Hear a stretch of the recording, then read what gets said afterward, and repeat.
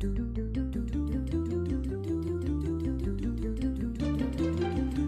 to Spotlight on Bourne. I'm Linda Zern, your host, and the spotlight today is on an author from Pocasset, Dr. Susan R.Cushing, and she's with us with me here today, and with your book that you've written, and it's called Fat No More: The Book of Hope for Losing Weight. Mm-hmm. So thank you so much for being here today. Thank you for inviting me, Linda. So why don't we just go through some of your background first? You haven't lived in Bourne all your life. No, actually, I grew up in, as they say, Dorchester, in Dorchester, and then moved to Milton in the junior high school. Went to Boston College for my college, and then Tufts University Dental School, and I graduated in 1981. And then when did you come to Bourne? I came to Bourne in 1999. Actually, it's kind of an interesting story. I graduated from dental school, and a dear friend of mine, my dental school buddy, wanted to practice in Idaho. And they had no women that had passed the boards or practiced in Idaho, so she asked me for my support. So I took a vacation and flew down there, and I fell in love with Idaho. I just thought Boise was so beautiful. It hadn't been really grown at that point yet. So anyway, I decided to take the boards with her, and we took the boards and passed. So I practiced in Boise for 14 years, and then my dad got really ill, and I didn't want to be too far away from home. So I came back east, and he just passed away last year, so that worked out well. But my mom passed away from a massive stroke, so I got only a year and a half with her, but I wouldn't have had that had I not come back east. So when I came back east, the place that I really wanted to be was the Cape. The only place I could imagine. I didn't really want to live back east again after all those years. I wanted an adventure somewhere else. But I thought the Cape would be the great place. So I was an associate for a year in 98, 99, and then decided to open my own practice, which was Cushing Aesthetic Dental on MacArthur Boulevard. And then about a year ago, when I decided I was writing this journal, and I really wanted to write it as a book and get it out there to help people, I decided I'd sell the practice, and which I did. I found a great doctor to buy it, who kept me on. So I worked Mondays and Tuesdays, and then I finished my book. So it's kind of like how I ended up back in the Cape, and I love Bourne. I live nearby in Bourne. I just love it. Well, we're so lucky to have you. Oh, thank you. And in your book, I did go online, and it is available through Amazon, and they give a little summary there, so if anyone's interested, they could go and just read a few pages or so. But you said you had a problem with obesity from childhood on, and you have some pictures in your book of what you looked like when you were younger. And so do you want to talk a little bit about your childhood first, or just about the obesity? For me, my childhood was kind of rough. I had really good parents, and I have two older brothers, but I was always fat. I was chubby or pudgy, as they said, up to 4th grade, and then I all of a sudden got like 50 pounds fatter. And for me, I think what it was, and I've done quite a bit of thinking about this, obviously, especially writing a book. Right. Food was my friend. Food was my comfort. Food did something to me to make me calm and feel good about myself. And so as a kid, that's what I did. But I wasn't real sociable with other kids. I didn't seem to fit in ever. And so I kind of really hid out, which is okay for maybe a year or two, but it was really a tough childhood because I didn't have a lot of friends. And I was the only fat kid in my class, which now I think is very different. There's a lot more chubbier kids. Right. But I wasn't looked at with the same way as the other kids. I couldn't do the sports. They tried, they do climbing ropes in gym, and I couldn't do that. The clothes they gave me to wear for gym was a different style, a different color. So I really never did fit in. And they would, at the nurse, they would weigh you, and they'd yell out my number, and everybody would go, hush, oh my. So I really felt very different. And so from that point on, I always tried the diets. You name a diet, I don't need to mention them, but every diet I tried, I made my own concoctions. But it was different for me, it seemed like other people. I either never could lose the weight, all of it, like the doctor would give me a diet, it wouldn't all come off, or I had this obsession. I just couldn't not eat the food. I had to eat sugar and flour. I craved it all the time. I hid it at home, I craved it, I ate it in the bathroom even to hide from my mother so she wouldn't know how much I was eating. I knew it wasn't right, but as a kid I didn't really worry about it because it seemed to serve a purpose. But then up until college, I tried every diet and I lost weight, but I always seemed to either not get the full amount off, or I would always stop at like 150, which doctors said was a set point. That's what they said. And up until about 16 years ago, when I found out that I'm a food addict, that sugar and flour do different things in my body than other people. Now, not everybody. I'm sure there's other people. I know that. But for me, it's like an alcoholic. I have sugar and flour, and my mind gets foggy. I obsess. I want it no matter what. I try to get it any place I can. I'm thinking about it 24 hours a day. I get up at night, and I even eat. I was a sleep eater and didn't know until the next morning when my pajamas were dirty and the dishes were in the sink. And I thought, gee, did I do that? So, I mean, I have a very different relationship with food, sugar and flour especially. So that's, so obesity has been really a key. So you can imagine getting off 85 pounds and keeping it off has been a miracle, and also something that I'm going to hold on to everything that I can to keep that. It's very similar to being a diabetic who craves for sugar and can't have it. Yeah, and it's interesting. I have diabetes in my grandparents. Both grandmothers died of it. But I've never had a problem with diabetes. I've never had the high sugar amount. But I think there's some of the same genetic tendency, and they haven't, science, medical science really hasn't got answers yet. But I'm sure there's some connection with the whole neurology and, and hormones or whatever, that someone who's maybe diabetic may have some addiction of food or sugar flour problems.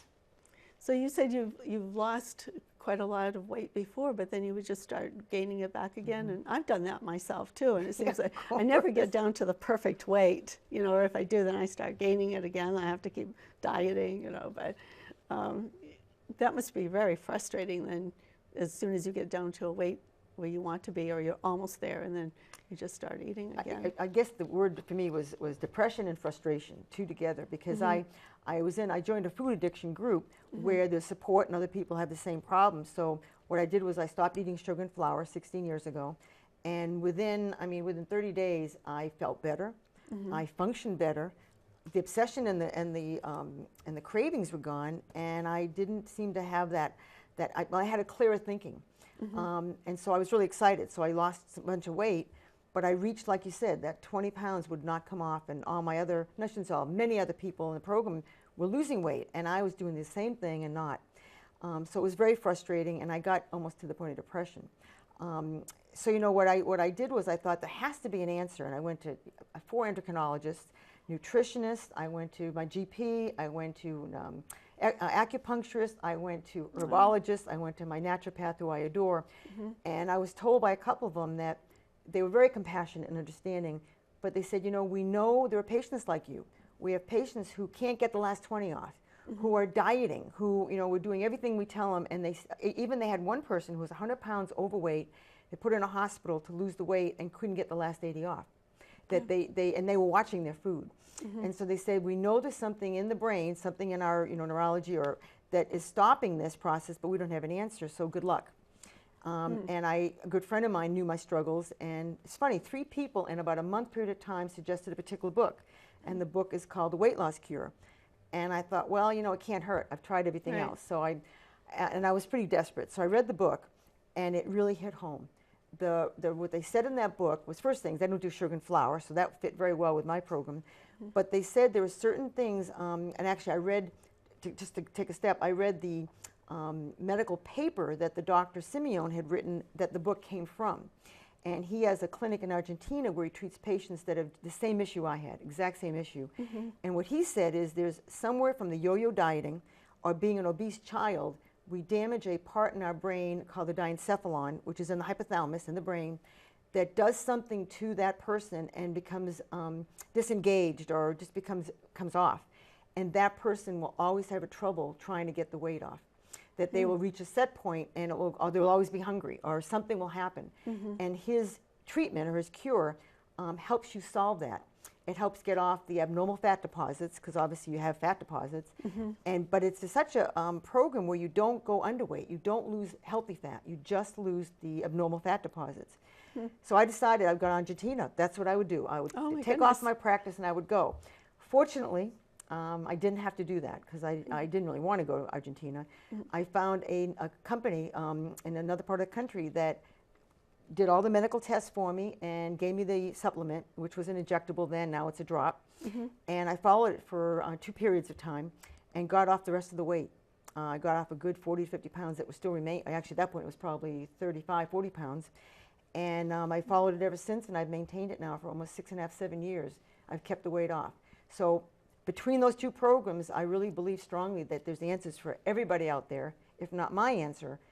Don't give up. There's an answer for you. The doctors do not have all the answers on our metabolism yet. You know, it could be another, who knows, 10, 20, 30 years, but I guess what I want to say to my readers is don't be frustrated.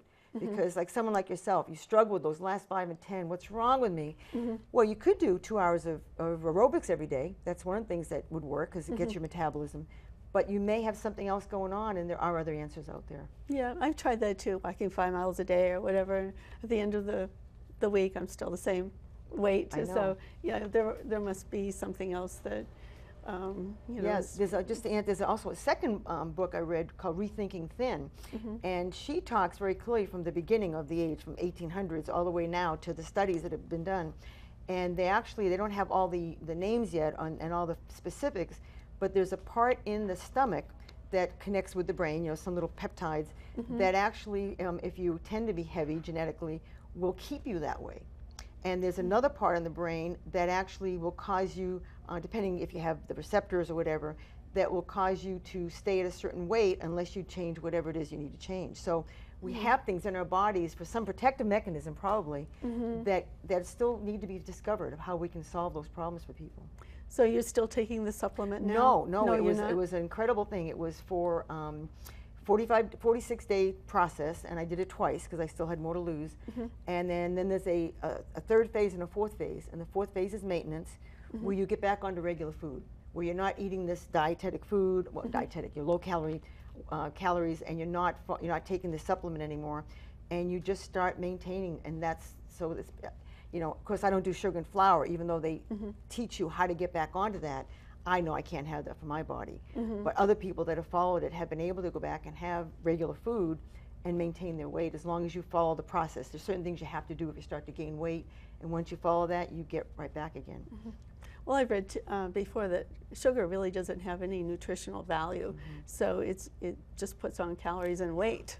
And it tastes good. Yeah, I've cut it out of my diet completely. If I have something, if I need sugar to do baking, I'll use organic sugar.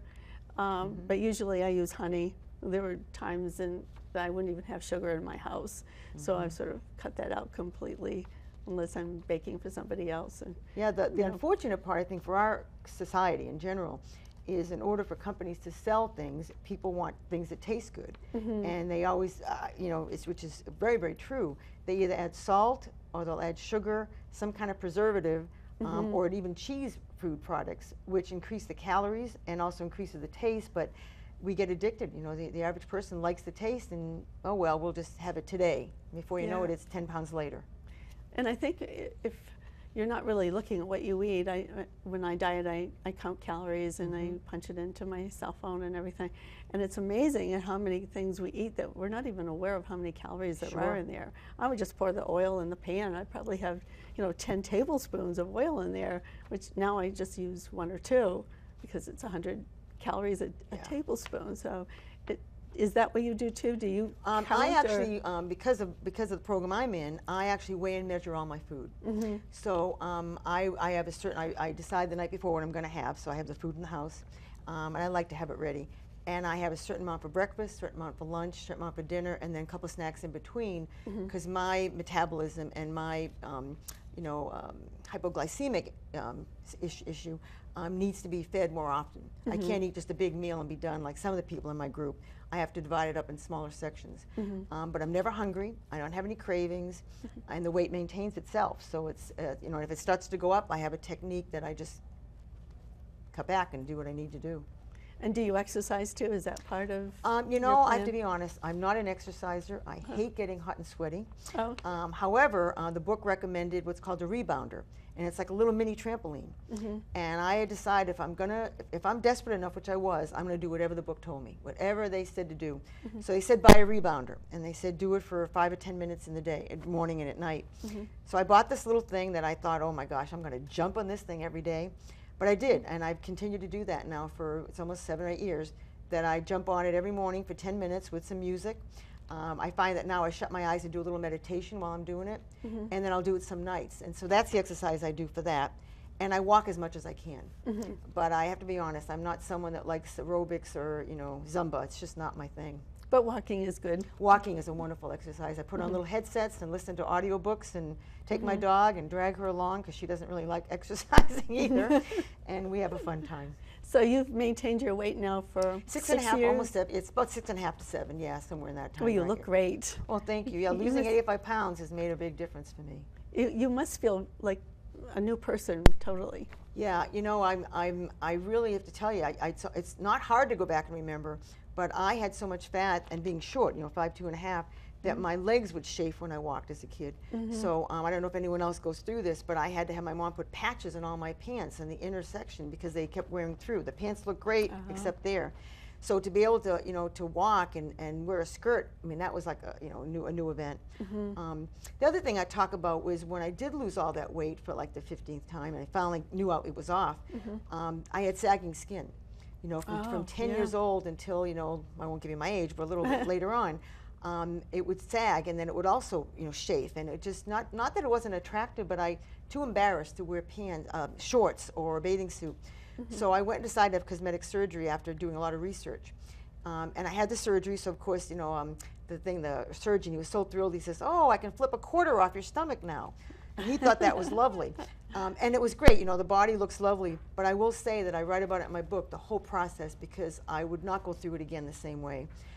He said he could do 4 surgeries or 5 at one time. Way too much to do. There was emotional, physical, and psychological consequences of doing that. And when you ask about you know, feeling different, I feel different, but I walk different now. Not as essentially as I would think, because the surgery has caused some damage. And I'm still numb in the section that he did the surgery on. So if anyone is considering surgery, I warn you to think about it ahead of time really clearly, and maybe check calling me up or talking to me or sending me an email, because I think there are things that people need to know that the surgeon doesn't talk about that. They talk about the surgery, and he did a great surgical job. So I do walk different and feel different. I wear skirts now, but I have some side effects from the surgery. And is that something you would have to have if you lost weight that No, you quickly? don't have to, but you know, truly most people that have lost 75, 100, 150 pounds will have some sagging. And you know, of course your clothes fit different because you have that sag. For me, I didn't have to anywhere except my inner thighs, because it really did flap and was annoying to walk with that way. But if somebody did a lot of exercising or something as they were losing the weight, would that tone the muscles down enough so they wouldn't need That's it? a great question, Linda. Yes, it would, and maybe not. So in other words, if someone had gained a bunch of weight and lost it, no, they probably could do exercise. But mine was actually skin. There was no more fat there. Even if I had done exercise, which I did a lot. I did a lot of treadmilling back then. You know, it was skin sag. It was hanging, and so no, that part will never go back. It just can't rebound. It's kind of like when we age and we need a facelift, I guess. You know, things just don't go back to the way they were. And you said something else about how there was like a universal spirit or God or something that you had to be in tune with. Do you want to talk about that a little bit? Sure. Well, you know, and I say this for those that, you know, don't believe in God or higher powers. I came from a religious background and then went to more like an agnostic, you know, atheist, because it, you know, there was too much. It just didn't seem to fit me anymore. There was some things that were not working, and so when I finally got desperate enough and thought, you know, there has to be, it's more than this. It was suggested by this program that you have a power greater than yourself. It can't be food anymore, because food always solved everything. That was my power greater than myself. If I didn't feel good, I ate. If I had a great day, I ate. If I felt depressed, I'd have some sugar. You know, so I couldn't use that resource anymore, and so I had to find something. And I really can't define it, but I know that there's this universal energy and spirit that I can get in touch with, that I would just say, and I do every day, help me just, you know, help me be able to follow my program today. Help me be able to just, you know, be there of service to someone else and find a way to offer myself. And when I do that, and I also thank this Spirit at Night, things are amazing. I mean, I had people recommend this book. I would never have found this book on my own. I wasn't looking at diet books anymore. I'd read every self-help book, every diet book. But so people recommended it, and it was just like, there you are, you know. And you said several people recommended it. 3 people within a short period of time. And that to me is some kind of higher spirit that's kind of putting it you know, Sort of guiding you along. guiding me along. Yeah, Yeah. absolutely. Well, a lot of the addiction programs, I would say most of them have that kind of element to them as Yeah, well. 12-step programs are about the spiritual nature. You know, in my program, I went to lose the weight. I was not looking for a spiritual connection. I wasn't learning. I didn't go there to try to be a better person, but I went because I really wanted to get the weight off.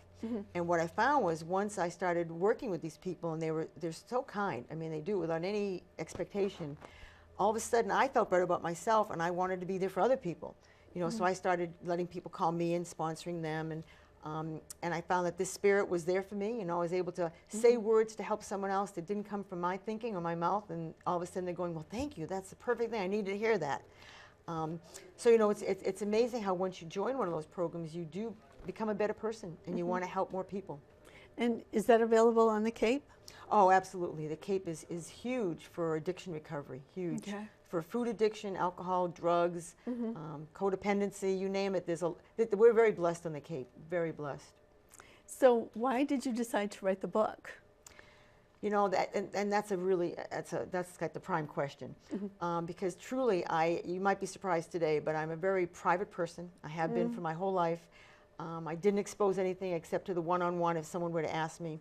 And after writing this and having my own experiences like in a journal, I started seeing too many people either gain weight unexpectedly, you know, in my program, or diet and then find that all of a sudden the weight would come back on, like menopause, and they'd have issues, or they would just quit and give up and go back and gain another 100 pounds. And it was heartbreaking for me. I had a couple of friends of mine do that, and I thought, you know, I have found an answer. It may not be everybody's answer, but maybe I can expose myself and, you know, start talking my truth, and it'll help even one other person out there, and that would make my life more worthwhile for me. So I did. I took off. Actually, what I did is I sold my practice so that I could do dentistry part-time, which is my other love, and I finished the book and found the perfect publisher, and wouldn't you know it, I got the book out, and already people have called up and asked me for help. Yeah, and this is the book right here. That's my book. Yeah, and you also have pictures in the back that you were showing me before. Yep, before and after. So those are there, and quite a difference. Yeah, big difference. And anyone can get this book? Yeah, my book is, I'll tell you, it's in a lot of places. It's online at Amazon.com, BarnesandNoble.com, all the ebooks like Kindle, Smashwords, actually any place online that you can want to get a book, you can get it.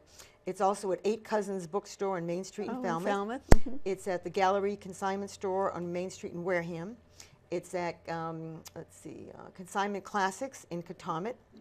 And also the colonic therapist that I went to that I write about in the book, because colonics is another big portion that helped, in Sandwich. Pam McDermott has them.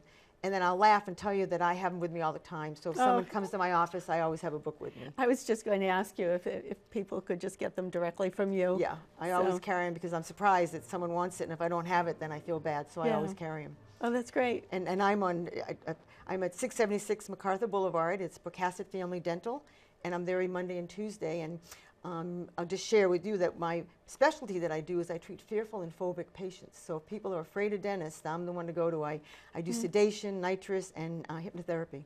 Oh. So I have a lot of other things that I do to help people in that arena. I bet when you were younger, you never thought that you would be the author of a book. Oh, never. That was the last thing I would do is, like I said, I'm very private. I didn't until this year, expose myself. So this is like I never even thought about that. Yeah, it's amazing how sometimes life adventures change, don't they? Yeah, guided in different directions. Yeah. Right? It just, you know, I thought about it during the process of journaling, but one day I just thought maybe I should write a book. Maybe, you know, it was like, maybe, you know, I don't know what my English teachers would say about that, but it just came to me, and then I decided to do that. So yeah, I mean, everybody out there, if you're, don't be surprised what life may bring you. Yeah. You know, be open to it. And your publisher is? Richer Life, LLC, and he's like the perfect publisher. I'm going to read you his, what is their byline or whatever is shaping thoughts and changing lives for the better. And that's the kind of book. So when my friend, I told her I was just written this book, she said, oh, you'll have to check out my publisher. And when I called him up and talked to him, he and I just fit perfect, because I wanted to expose myself to help other people and give them some inspiration. And he said that's exactly the kind of books that we take on. So, So it was within a few perfect. months, boom, I had a publisher. It was quite a surprise. And was that a pretty easy process to go through then, with finding the right publisher? I had spent a year after I'd sold my practice looking into publishing. Do I do self-publishing? Do I do? I didn't know what to do. It's like I said, it was a whole new world for me. And I started checking out agents, and I'd been to they had a couple of museum evenings where they talk about it, and I got real discouraged, because how do you find the right agent? And so I went to the library and I did all the research, and then I just said, it's too stressful to worry about this. I just put it down. And I said, it'll come to me when it's ready. And then all of a sudden, like my higher power, I'm talking to this woman, and she said, oh, check out my publisher. And within, like I said, 3 months, I had re-edited it about 5 times, and he had edited it, and he said, the book's ready to go. Let's just get it done. So things just seem to work that way. That's great. And when did it come out? Just recently? March 31st of 2014. So it's really new. Just a few months ago. Yeah, just a few months ago. Oh, that is great. And so when people read your book, we just have a few minutes left, but when people read your book, what do you hope they will gain from that?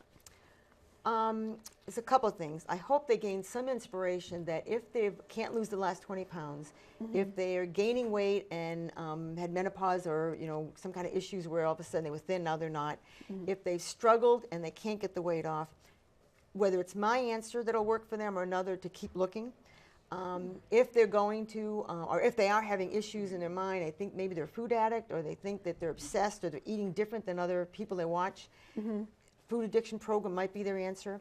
I have a special website, www.susanrcushing.com, and a special email, fatnomorebook@gmail.com, for people to, if they want my support, my guidance, suggestions, I'm there to help people. That's the whole goal.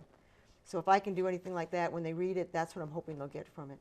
And to know that they can beat those addictions, that Absolutely. and they don't have to be obsessed anymore with Absolutely. with food or whatever it is.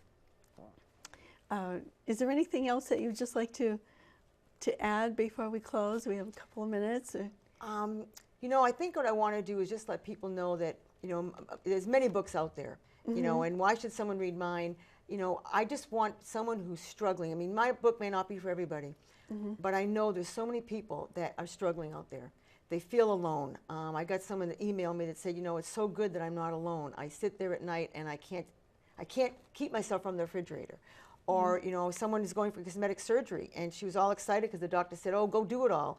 She said, I didn't realize it. Maybe I need to do it in two steps. So I want people to know that that I feel like my book is a wealth of tidbits of information that could help you with all sorts of different things. And the other thing is, if you have a child who's obese or struggling, be compassionate. They may have a food addiction. They may not be able to help themselves. Maybe contact me that I can guide them, because I'm going to do some work in the school system to help, because you feel so alone when you're fat. It's just a hard, and kids these days with all the, the bullying, it's not an easy time for a child, and it can affect your whole life. And, basic part of that is just changing the diet for your kids too before they do in a way that doesn't embarrass them, in a way that they don't feel different. And I think there are ways to do that. And cut out that sugar. Sugar and flour is really not a happy food. Yeah. It's not a good food for most of us. And many can have pieces of it and parts of it, but to have a diet of it, which is so many people these days, it's just not good. Well, thank you so much for being here today. Thank you for inviting me. And I hope you have lots of sales and people contact you. And thank you again. www.susanrcushing.com, and I'd love to hear from you. Thank you so much. Thank you, Linda.